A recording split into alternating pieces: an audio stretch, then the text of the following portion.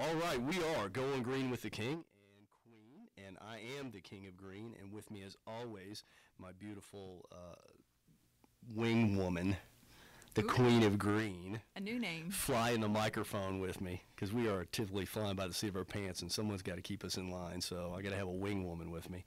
Well, as always, we're bringing you the best of green in the Midwest, and you know, we're international now, so we're the International Green Show. Just going to throw that out there, Going Green with the King and Queen.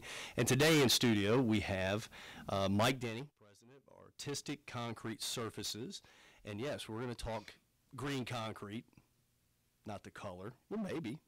You might be able to do that. I was going to say, maybe. I don't want to jump ahead of ourselves here, but we're going to talk concrete today. So, Mike, welcome to the show. Thank you. Appreciate it. Why don't you tell listeners a little bit about Mike and how you got where you're at now, and then we'll talk about Artistic Concrete Surfaces and just run with this thing. All right. Yeah. I got into concrete about 6 years ago. Not you personally, like sunk in concrete, but no, I didn't. Business I've done that before, but not 6 years. I bet you have. So actually, I've been in concrete my whole life, but started my company 6 years ago. We saw the decorative concrete trend coming on. We kind of jumped on that boat and started going with it. I'm the chairman here at the Kansas City Concrete Promotional Group for decorative concrete, and they're a big promoter of green concrete, green solutions. So. And, you know, I mean, the forward-looking thing on this, which is smart that you jumped into it when you did. Mm-hmm. It really is. Because I think when people think concrete, what do they typically think? Just throw a few things out there. I will if you won't. But driveways, concrete cracking is a big one that we've been fighting for a long time. Basement foundations, Nothing fun. Right, but that's the cool thing about this. I mean, this is taking things a whole new direction. I mean, and in commercial buildings, we've seen concrete conference tables, but now the thing I love about it is this creativeness that's coming to it. And it's not just, all you can pick for your home is a granite, countertop or a marble countertop or whatever. I mean, look, concrete can be a countertop. That's right. And I love the different things that you can do with it. I mean, you can take and make a walkway look like an old cobblestone street or whatever, without the cost of putting the cobblestone or the maintenance or the time or everything else that goes into it. You're absolutely right. Yep. And so there's so many different variations on it now that you can be very creative, and there's so many other things that you can do now that it's not this cookie cutter thing. And it gives people so many options. But that's what we want to talk about is, what are those options out there? What can we do? What's fun about it? What's green about it? And just to educate the public on you've got options. Oh, yeah. So yeah, I mean, what we do is just basically outdoor living. We do stamped concrete patios, outdoor living spaces, outdoor kitchens. Also been a big trend lately. It's kind of been the direction that we've taken it. But like I was telling you before, concrete's the #1 consumed product in the world after water, by humans. So, which I can tell you, people out there are going, "What? Yeah, are you kidding me?" And then crazy. Stop and think about it. Everything.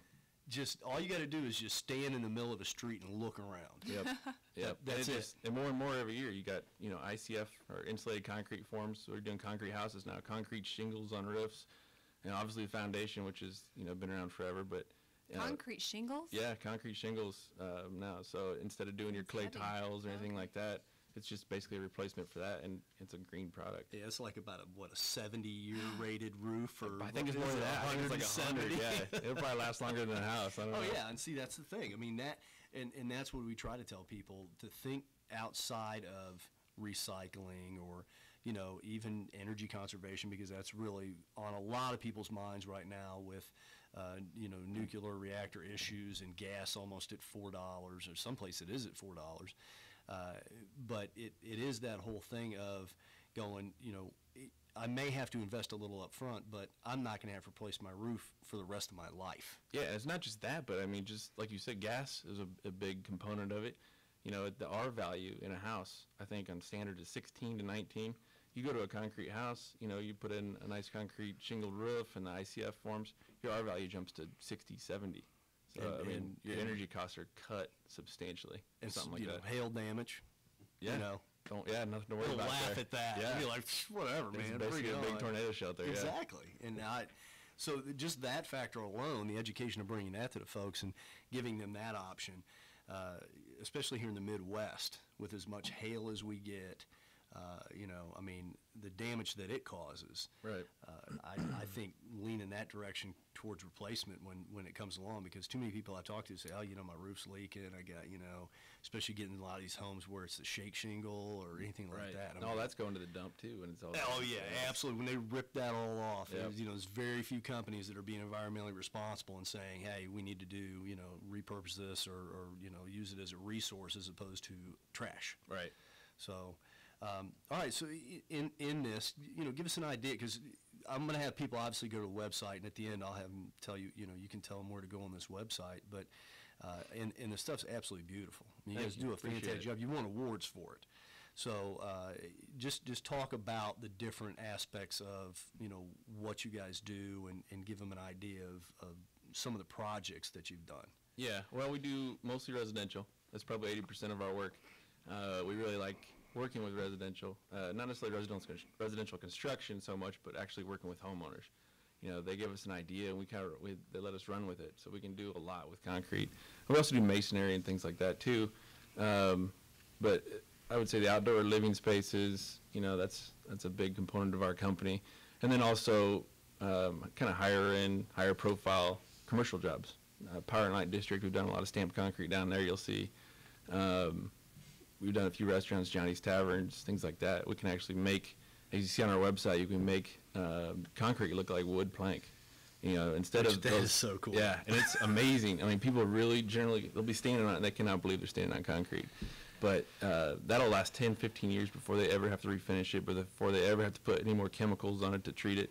I mean, it's there to stay for a long time. Well, let's start with the stamped concrete, since we're there. And, I'm not asking you to give any trade secrets away or anything. Yeah, we can't be doing that. Right, but what I want you to do is just kind of educate the public on, all right, here's the process. This is what we do on the stamped concrete.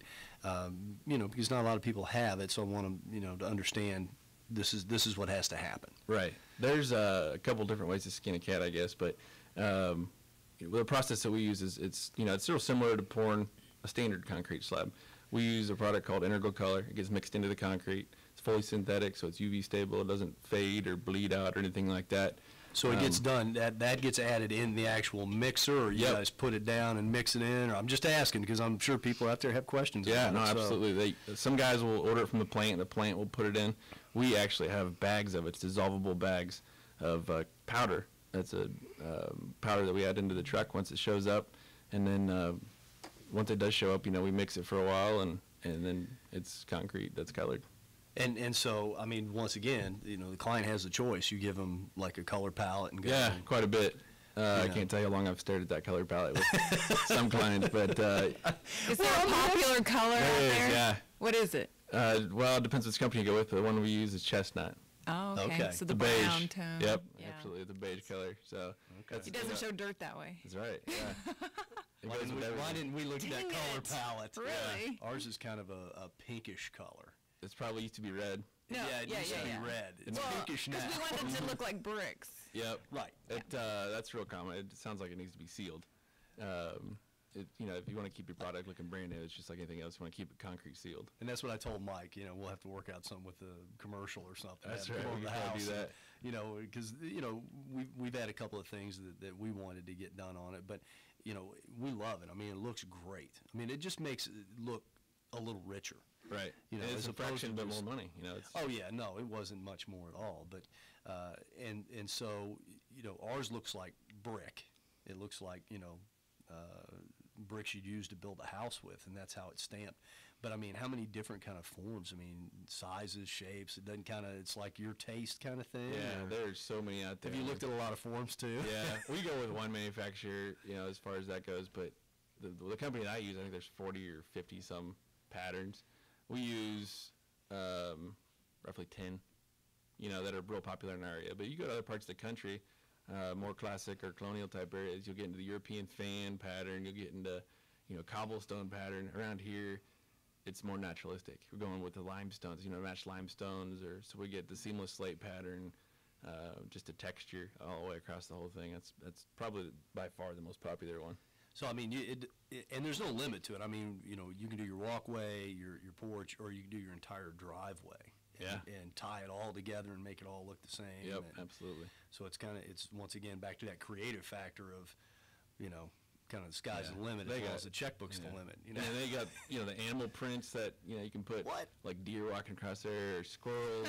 I know one guy that I heard of from a company that manufactures the patterns. He actually went to China and took a rubber mold and put it on the Great Wall of China and used that mold later on to stamp concrete. Really? Yeah, he put some bushes up so on top of it and everything. Yeah, but I mean I've got the pattern of the Great Wall of China. That's right. Yeah. Wow. Now I've seen the turkey and the deer foot and everything else like that outside of Cabela's or Bass Pro or whatever.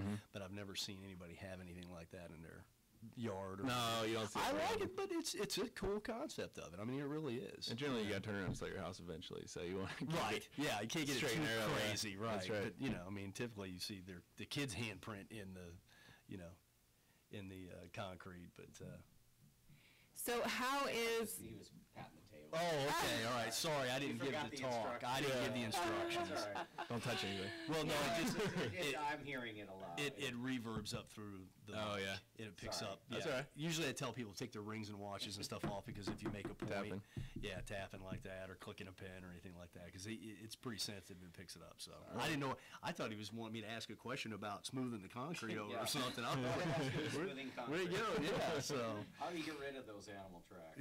yeah. That's More something we do concrete. sometimes. Yeah, we got the neighbor dog that walks through it every once in a while. So. And then, I mean, that's got to be a huge front. I mean, you sit there and artistically you've put this beautiful pattern down, or it's just, and then somebody thinks, oh, it's dry, and they walk through it, or an animal runs through it. That happens way more often than you think. Oh, I had a lady that her son walked through it literally 15 minutes after we got done pouring it. And it was You probably couldn't tell? Yeah, I don't know. Well, we put a color agent on top of it after it's all done to give it kind of an antique color, and that makes it look dry almost. So he walked out on that, and we just finished stamping it. The job's 90% done, and she's got $10,000 in concrete on the ground. So she went ahead and kept those footprints in there. She didn't want to replace the whole thing. So that's something we deal with. Yeah. Wow. And so, I mean, typically when you're going to stamp the concrete and set it, how long does it usually take to set up and dry before people can walk on it? Oh. Now, I know that there's factors, humidity and temperature and Exactly. everything else, and but We always tell people 24 hours. And we always come back the pretty next good. day and wash it and seal it. And then they can get on it within 24 hours again after the sealer's applied. So if we started on Monday, they can generally start using their patio on Wednesday. Wow. Well, there you go. That's for, I mean, springtime, time to get that patio going. You need to get planning and, get a fire pit put in and chairs and, chimney and the whole deal. Pizza oven. Yep. Yesterday was the first warm day in a while, so our phones just started ringing off the hook all of a So sudden. do you That's guys a good feeling. build the pizza ovens and all the fireplaces? I have a So you fourth do all that? generation mason that works for me, and is actually my brother-in-law. But he does amazing work. He's a great mason. He can do some amazing stuff too. Now, my new favorite thing for the house is we were talking earlier, is the floor, the concrete floor. Do you guys do that We're in getting homes? a lot of requests for that, especially in basements, obviously, because the concrete's already there. But, we get people calling us every day that asking if we could pour concrete on their wood floors upstairs. Can you do that? No. Oh. Not yet. Okay, there's the answer. There's some more education for Can you you. rip up the carpet and pour it down? Yeah, no, I'm working on figuring out a way. Trust me, we get a lot of demand for it. I hate carpet now, so. Yeah, she's Plus not we a have big fan of- animals, Yeah, so. she's not a big fan of the carpet. But, typically that's what you'll see is, especially in an older home, people will go in and they'll have a beautiful wood floor underneath, and then they'll just throw a carpet over top of it, and they're going and demoing the house or doing refurb or something like that. And we've done a lot of residential cleaning post-construction, and you'll see where they pull this carpet up and there's just beautiful wood floor underneath. But more times than not, it's not so pretty. No, yeah. So, after all those years of being There's a under reason for carpet, carpet. there's a reason for the carpet on the floor. But Yep. so that's a whole new challenge for you. That's right. Just trying to figure that one out. Yep. And then, basements, people are getting water damage, with the basements we have here, and especially in some of these, newer neighborhoods where houses are getting pretty close to each other, getting some water runoff issues. That's causing a lot of basements to flood. So people are just sick of dealing with it. So basically, we'll come in, tear the carpet up, polish their floors.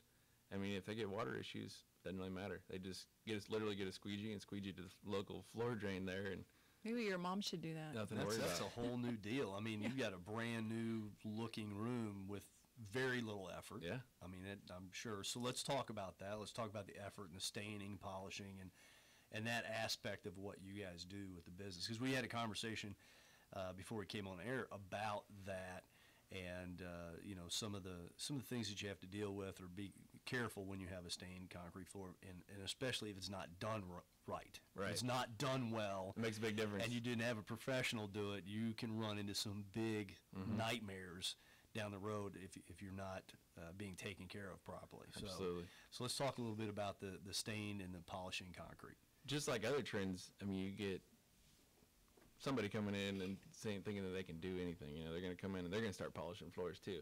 Well, I wouldn't recommend that to anybody without some extensive training.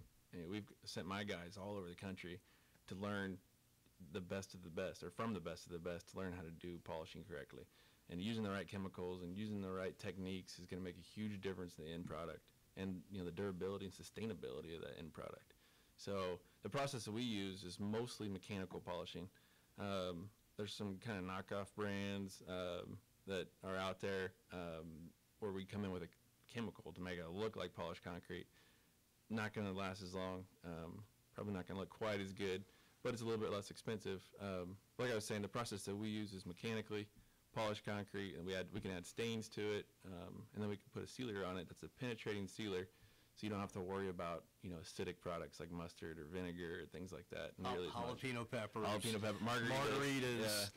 you know. Well, you know, you got to think through this stuff a little bit, because we've just in our travels have seen where a floor wasn't done properly, and you know, they got some jalapeno on there and some margaritas, and it actually, you can see the pattern of the jalapeno burned into the floor because of the, you know, the acidic nature of it. Right.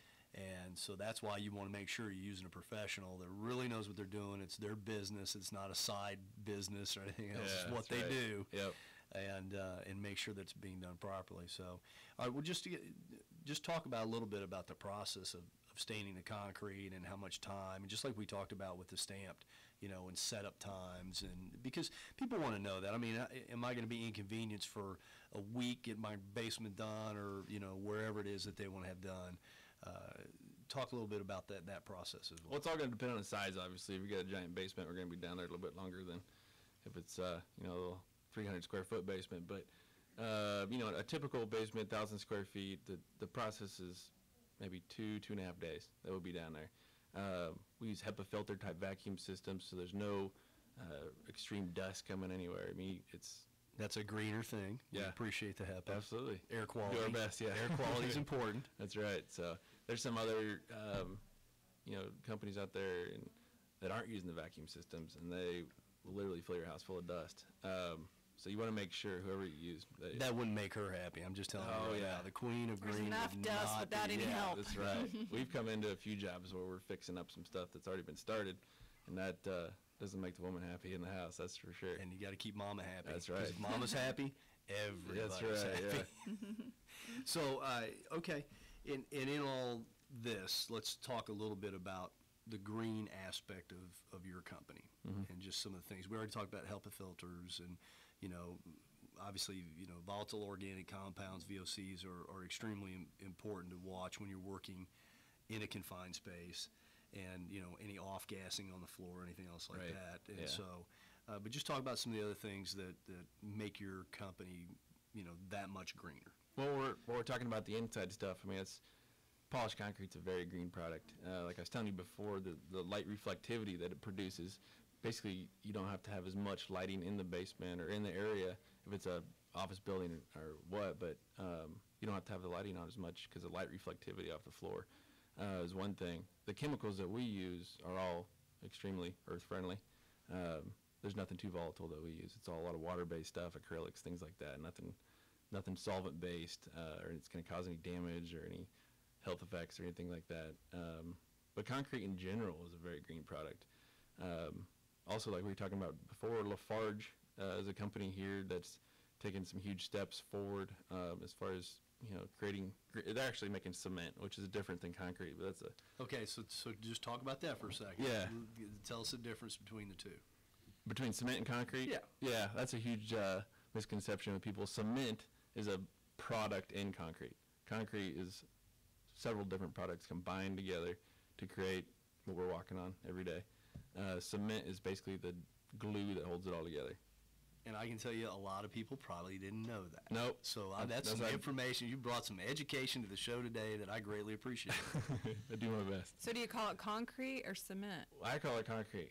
Okay. I try not to correct people as much as I probably do sometimes when they say that. You guys aren't artistic cement surfaces. Or people want a cement driveway installed. Yeah, I try not to correct people too much, but But I mean, it really is that education thing, and knowing that that's the glue, and that basing it simplistically like that. I'm not offended that you put it that way. I think it's a great way to say it. Do you go in and sometimes have to tear up like driveways or existing patios and then have to dispose of the concrete? All the time.